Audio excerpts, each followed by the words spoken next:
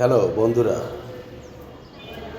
আমি সেই কালী পূজাতে বেশ কিছু কাজ করেছিলাম। কালী পূজা বিগত বেশ কিছুদিন হয়ে গিয়েছে। তারপরে আমার এই কিছু কিছু আঁকার কাজ রয়ে গিয়েছে মোবাইলে। এখন আমি আস্তে আস্তে আমার আইডিতে একটু রেখে দেওয়ার চেষ্টা করছি। যাই হোক, আমি আমার যে কাজ, আমি ছবিটা পেন্সিল আঁকার পরে একটু ত্রুটি হয়েছিল, যার জন্য হচ্ছে ফাইনাল ভাবে একটু লাল কলম দিয়ে এঁকে নিচ্ছি। এই ছবিটা একটু আমার কাছে যেন কেমন মনে হয়েছিল, যার জন্য ফিরে রিটার্স করছি লাল কলম দিয়ে। এখনই আমি রং করব। রংগুলো আপনি এর আগের ভিডিওতে দেখেছেন, একদমই সাধারণ কাজ। কারণ ছবিটা ওয়ান টাইম, হয়তো 1-2 দিনের জন্য, সেই ক্ষেত্রে খুব বেশি কাজ করার কোনো প্রয়োজন নেই। মোটামুটি তার মতো দেখতে হলেই হবে। এইভাবে আমরা ছবিটাকে রং করে দিচ্ছি। রংটা হচ্ছে প্লাস্টিক পেন্টের, একটু তুলির মাথায় নিয়ে ঘষে ঘষে রংটি ফিনিশিং করি। যাই হোক, এভাবে আমরা ছবিটার রং করার চেষ্টা করি। প্রথমত আমরা ককশিটটাকে গোল করে কেটে নিয়েছিলাম, তারপরে আমার মোবাইল থেকে দেখে দেখে ছবিটা স্কেচ করি।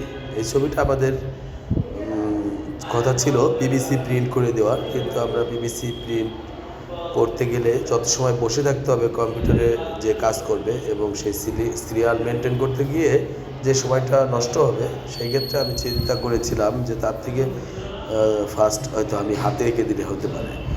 যেহেতু আঁকতে পারি, সেই ক্ষেত্রে আর আমি কম্পিউটারে না দিয়ে আমি নিজেই দ্রুত টান দিয়ে এঁকে দিয়েছি। 1-2 দিনের প্রোগ্রাম কালী পূজাতে, সেখানে বড় একটি ছবিও ছিল, সেই পাশাপাশি এই ছবি দুটো গেটের সাথে থাকবে এমনটা কথা ছিল।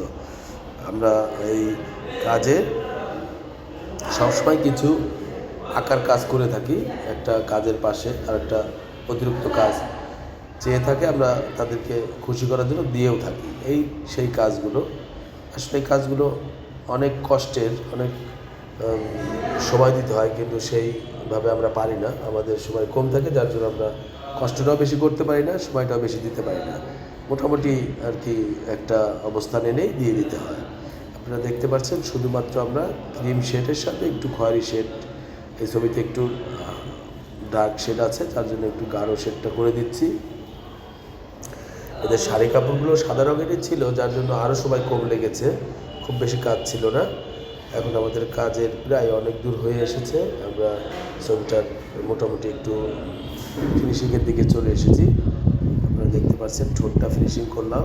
এখন আমরা কিছুক্ষণের মধ্যে তার চোখ এবং চুল ফিনিশিং করে দেব। আমরা চোখের কাজ শুরু করে দিয়েছি। প্রথমে খয়েরি রং দিয়ে একটু আমরা মণিটাকে এঁকে নিলাম, তারপরে খয়েরি রং দিয়ে আস্তে আস্তে আমরা রঙের যে কাজ থাকে সেগুলো আস্তে আস্তে ফিনিশিং করে দেবো। দেখতে পাচ্ছেন আমরা চোখের যে কাজ প্রায় অনেকটা দূর করে এসেছি।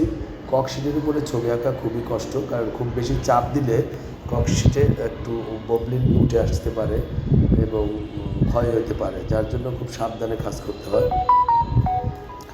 ককশিটের ছবি এঁকে মানে আসলে এটা তো ছবি আঁকার মতো ক্যানভাস নয়, আমাদের করতে হচ্ছে তাই করতেছি। এই ককশিটের উপরে ছবি আঁকা খুব ভালো হয় না, এবং আমাদের কাজগুলো ওয়ান টাইম থাকে, অল্প সময় থাকে, যার জন্য ককশিটই হোক আর যে কোনো ক্যানভাসই হোক তার উপরেই এঁকে দিই।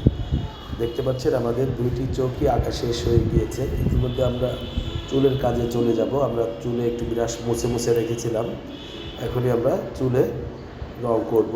চোখের কাজটা শেষ, প্রায় নাকের কাজও শেষ, ঠোঁটের কাজটাও শেষ। আমাদের এখানে অনেক কাজ আছে, কিন্তু সব কাজ আমরা হয়তো করতে পারবো না।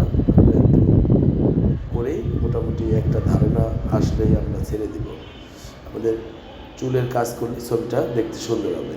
চুলের কাজ করার সময় আমার মোবাইলটি পড়ে গিয়েছিল, যার জন্য চুলের ভিডিওটা আপনাদেরকে এর সাথে অ্যাড করতে পারিনি, একবার সরাসরি কালো চলে এসেছে। আমাদের এখন ব্যাকগ্রাউন্ডটা করলে হয়তো শাড়িটা যে সাদা সেটা ফুটে উঠবে। ব্যাকগ্রাউন্ডটি লাল করলাম যাতে দেখতে ছবিটা উজ্জ্বল হয়। লাল রঙের একটু ব্রাশ দিয়ে ঘষে দিলাম, কারণ সম্পূর্ণ লাল রং করলে রংটাও শুকাইতে সময় লাগবে।